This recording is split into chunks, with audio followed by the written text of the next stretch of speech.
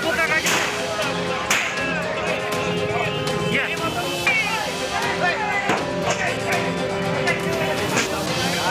Nyabu dia, nyabu tuh. Nyabu kali dia nih, nyabu nih. Iya, iya. Siap, siap. Jangan, jangan. Jangan. Balik.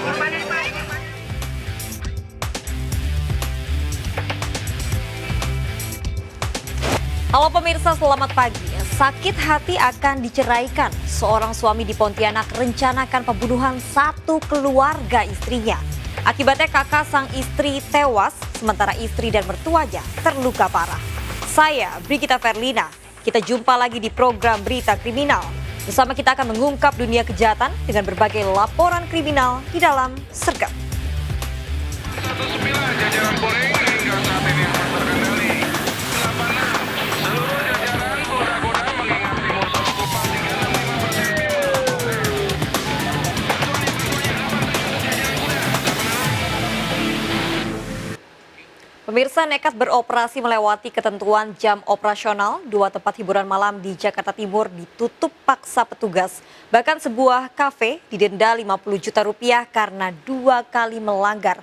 Keributan sempat terjadi saat razia tempat hiburan malam di kawasan SCBD Jakarta Selatan.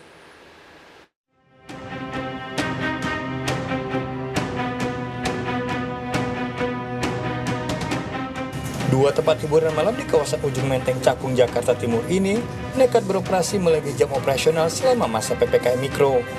Ratusan pengunjung berjoget dan bersantai di area kafe tanpa menerapkan protokol kesehatan dan langsung dibubarkan oleh petugas. Dua kafe ini langsung ditutup dan disegel oleh petugas. Bahkan salah satu kafe yang sudah 2 kali mendapat teguran langsung dikenakan denda 50 juta rupiah. Ada 2 lokasi yang kami segel, termasuk salah satunya yang kebetulan baru saja kemarin kami segel. Ternyata kita temukan dibuka lagi yang dikenakan denda nominal 50 juta. Aturannya berapa? Jam berapa? Sampai ke Gubernur jam 11. Jam 21. Sekarang jam berapa? Jam 11, Pak. Iya, udah melanggar kan? Adu mulut terjadi saat pembubaran tempat hiburan malam yang nekat beroperasi melebihi batas waktu di kawasan SCBD Kebayoran Baru, Jakarta Selatan. Kok kamu bilang saya gerombolan? Manajer kafe yang tidak terima terus melawan dan diamankan petugas ke Mapolres Jakarta Selatan. Padahal, kafe nekat beroperasi melebihi batas waktu yang sudah ditentukan pemerintah mengacu pada PPKM. Artinya kita acak di mana ada keramaian, kita temukan di situ yang kita harus mengingatkan. Dan memang tadi ada sedikit miss dari pihak pengelola yang sedikit mengeluarkan kata-kata gerombolan. Kami dari pihak 3 pilar langsung mengklarifikasi dan mengingatkan. Razia akan terus dilakukan petugas untuk meminimalisir penyebaran virus corona. Tim Liputan iNews melaporkan. Pemirsa, heboh aksi koboi jalanan. Dipicu senggolan kendaraan, seorang pengemudi mobil menodongkan senjata api ke pengendara motor di Kebun Jeruk, Jakarta Barat. Warga yang emosi sempat mengejar dan mengepung pelaku. Polisi bahkan melepas tembakan peringatan saat mengevakuasi pelaku dari dalam mobil.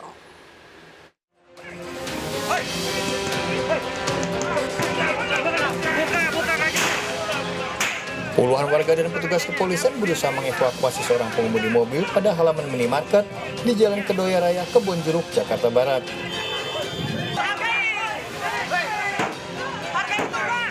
Petugas harus melepas sejumlah tembakan peringatan agar pelaku segera keluar dari mobil. Sebelumnya, pelaku juga mengejutkan warga sekitar lantaran sempat menodongkan senjata api. Nyabu dia, nyabu tuh.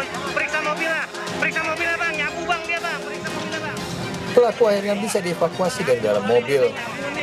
Petugas langsung menyita senjata yang dibawa oleh pelaku. Hasil pemeriksaan awal, senjata yang dibawa pelaku merupakan senjata mainan. Peristiwa bermula saat AJ pengemudi mobil nyaris menyenggol motor milik warga. Saat diingatkan korban, pelaku justru menodongkan senjatanya hingga membuat warga geram dan mengejar mobil pelaku. Ditodong tapi ya. Ditongolin kayak begini. Nah, saya refleks mundur dong. Ya kan, refleks mundur. Nah, udah akhirnya singkat cerita di 57 Indomaret 57 ini SMA 57 warga pada ngumpul situ, warga ngumpul, ya kan warga nanya-nanya nih ngapa bang? Wah, ya kan kata saya, nih gue ditodong pistol, nggak tahu nih pistol beneran apa bohongan. Karena merasa hampir terserempet, yang mengendarai motor ini terus mengejar, mengetuk jendela pelaku dan mau menyampaikan bahwa tolong berkendara yang baik, yang benar. Ya. Kemudian si pelaku ini membuka kaca jendela mobilnya tanpa mengatakan apa-apa, langsung menodongkan senjata. Polisi masih mendalami motif pelaku mengancam korban dengan senjata api mainan ini. Dari Jakarta, Miftahul Ghani melaporkan. Diduga karena pengemudi mengantuk, sebuah mobil menabrak 4 motor di arah berlawanan di jalur Surabaya Mojokerto Jawa Timur. Akibatnya seorang pengendara motor tewas, 3 korban luka parah, salah satunya seorang bocah.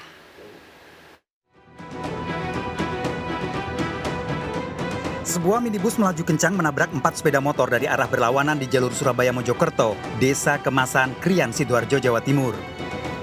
Dalam rekaman CCTV terlihat minibus yang dikemudikan Iskandar Zulkarnain oleng ke kanan masuk jalur berlawanan saat melaju dari arah Mojokerto menuju Surabaya. Akibat tabrakan, seorang pengendara motor, Bekti Purnomo 42 tahun, warga Kesamben, Jombang, tewas di lokasi kejadian. 3 orang lainnya terluka parah termasuk seorang bocah. Awalnya dari timur ke barat sampai di TKP, kendaraan terus oleng ke kanan dan menabrak 4 kendaraan roda 2. 3 orang luka masih dirawat intensif di Rumah Sakit Anwar Medika Krian, Sidoarjo, akibatnya mengalami patah di bagian kaki dan tangan. Kan rame padat merayap. Dan dari arah timur ada Suzuki Cherry itu ya, langsung oleng ke kanan, jadi ya nabrak sepeda motor yang banyak tadi. Pengemudi minibus diperiksa di unit Laka Lantas Polresta Sidoarjo. Diduga tabrakan terjadi akibat pengemudi minibus mengantuk.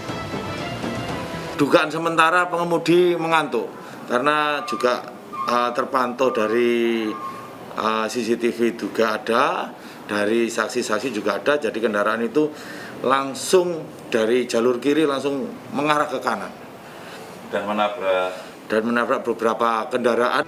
Jenazah korban tewas telah dibawa pulang keluarga ke rumah duka di Jombang, Jawa Timur. Dari Sidoarjo, Jawa Timur, Pramono Putra, iNews melaporkan. Seorang pria Parubaya di Surabaya, Jawa Timur mengalami luka bakar akibat dianiaya orang tak dikenal di tempat tambal ban Jalan Tidar, Surabaya, Jawa Timur. Diduga pelaku penganiayaan ini mengalami depresi akibat ditinggal istri dan 3 anaknya.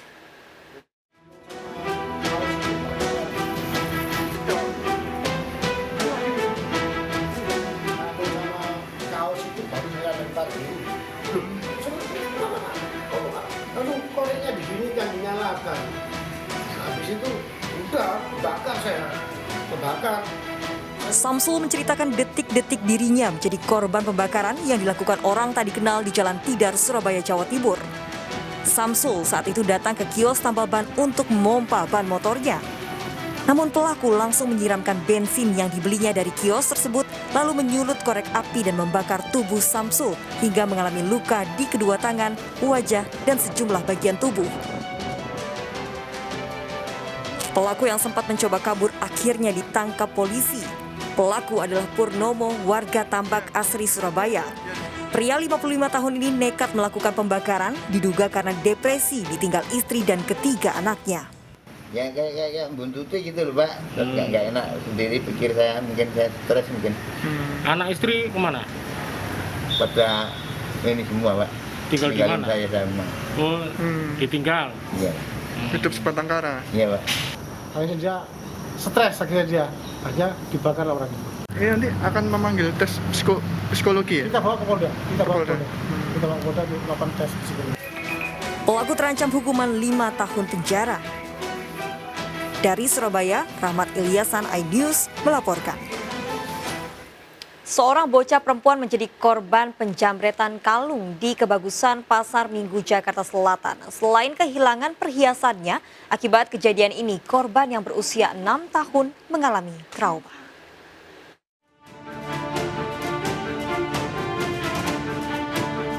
Dua pria pelaku jambret yang berboncengan motor berhenti pada sebuah gang di kawasan Kebagusan, Pasar Minggu, Jakarta Selatan. Satu pelaku turun dan pura-pura sibuk menelepon, sementara rekannya bersiap di motor. Tak berapa lama, kedua pelaku segera beraksi. Dua bocah perempuan yang sedang bermain jadi sasaran para pelaku. Satu pelaku jambret berpura-pura menanyakan alamat bocah berusia 6 tahun sambil tangannya merampas perhiasan kalung milik korban. Kalung korban sempat terjatuh namun segera diambil pelaku dan kabur. Menyadari jadi korban penjambretan, korban segera pulang dan melapor ke orang tuanya. Akibat kejadian ini, korban tak cuma kehilangan 3,5 gram kalung, namun juga trauma. Habis ngambil itu perhiasan, nggak ada yang ngeh juga. Itu pas anak saya sampai rumah bilang ngadu perhiasannya diambil orang, saya langsung susulin sama suami, udah nggak ada jejaknya. Kasus ini dalam penyelidikan Polsek Pasar Minggu. Dari Jakarta Selatan, Den Helmi Sajangbati, iNews melaporkan. Pemirsa, tersangka video asusila artis Gisela Anastasia kembali menjalani wajib lapor ke Polda Metro Jaya. Gisel khawatir dirinya akan ditahan setelah perkara kasus video asusila yang melibatkan dirinya bersama Michael Yukinobu de Freitas naik ke persidangan.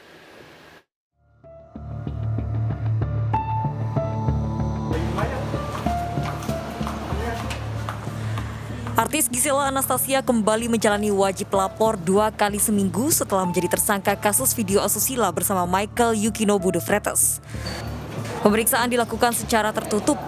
Gisel mengaku khawatir dirinya akan ditahan setelah berkas perkara kasus video asusila dilimpahkan Polda Metro Jaya ke Kejaksaan.